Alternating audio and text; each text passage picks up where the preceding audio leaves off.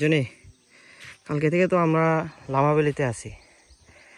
লামা ভ্যালিতে এসে তোর কেমন লাগতেছে বল?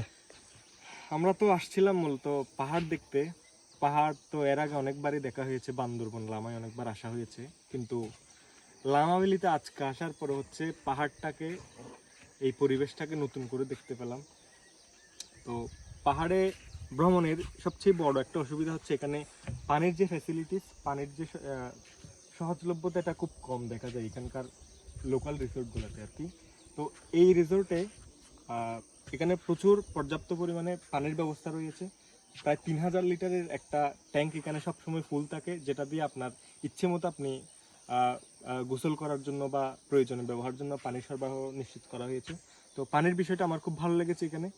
আর হচ্ছে সাথে অনেক রিসোর্টে দেখেছি আমি এর আগে যাওয়ার পরে বিদ্যুতের কোনো ব্যবস্থা নাই, বা সৌর বিদ্যুৎ আছে যেখানে হচ্ছে আমাদের মোবাইল চার্জ দেওয়ার জন্য খুব সমস্যা হয়ে যায়। তো আমরা এখানে বিদ্যুতের ব্যবস্থা পেয়েছি, যেটা আমার সেটাও ভালো লেগেছে।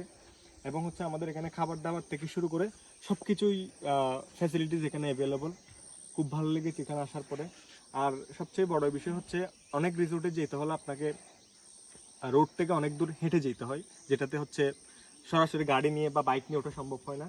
এই জায়গাটা, এই লামা ভ্যালিটা হচ্ছে রোড থেকে জাস্ট 5-7 মিনিট বা 10 মিনিট একটু হাঁটলেই এই ভিউ পয়েন্টটা আসা সম্ভব।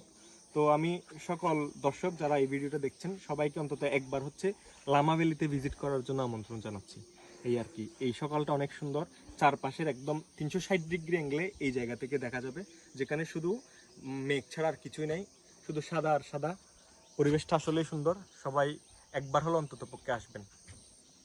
আচ্ছা, এখানকার স্টাফ বা যারা আছে তাদের ব্যবহার কেমন? স্টাফ হচ্ছে আমাদের রিসোর্টের যে মালিক বা শেয়ার হোল্ডার আমার তো বন্ধু হয়, কিন্তু সে ছাড়াও তার কোঅপারেশনে যে স্টাফগুলো আছে সবাই খুব সুন্দর ব্যবহার করে, সবাই অনেক হেল্পফুল। যখন যেটা লাগে তখন সেটা আমাদেরকে সবসময় বলার আগে সেটা পেয়ে গেছি। তো ব্যবহার নিয়ে সব কিছু, তাদের ফ্যাসিলিটিস ব্যবহার, তাদের আপ্যায়ন সবগুলো নিয়ে মানে 100% নিশ্চিত থাকা যাবে। আচ্ছা, থ্যাংক ইউ। Thank you.